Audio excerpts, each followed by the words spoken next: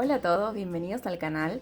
La intención de este video no es mostrarles un tutorial paso a paso de cómo realizar este dibujo, ya que yo misma estaba siguiendo un tutorial que les voy a dejar el link en la descripción para que lo puedan ver, ya que ella lo explica en muchísimo mayor detalle.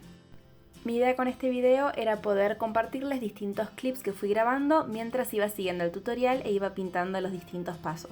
Ya pasando al video, me gustaría poder compartirles una pequeña reflexión que me llevé de haber pintado este dibujo.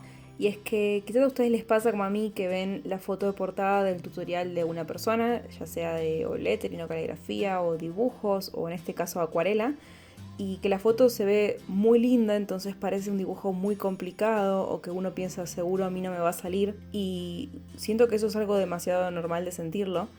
Me pasó también con este dibujo que lo veía como muy complejo, muy difícil, nunca había pintado agua. De hecho, este era el quinto o sexto paisaje que pintaba en acuarela de toda la vida. Y la verdad quedé muy conforme con cómo quedó el resultado final. Siento que siguiendo el tutorial paso a paso, con las explicaciones que daba la chica, pude lograr hacer una imagen bastante parecida con la que me siento muy conforme de haber podido hacer.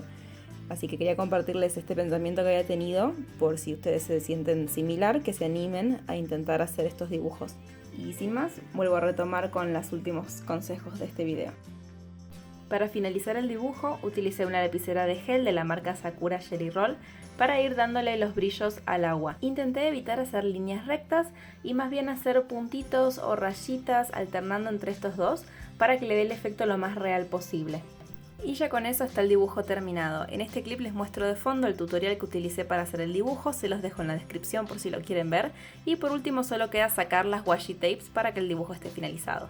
Espero que este video los anime a intentar algo nuevo. Este es el resultado final. Como siempre, si les gustó recuerden darle like al video y suscribirse al canal. Nos vemos en el próximo.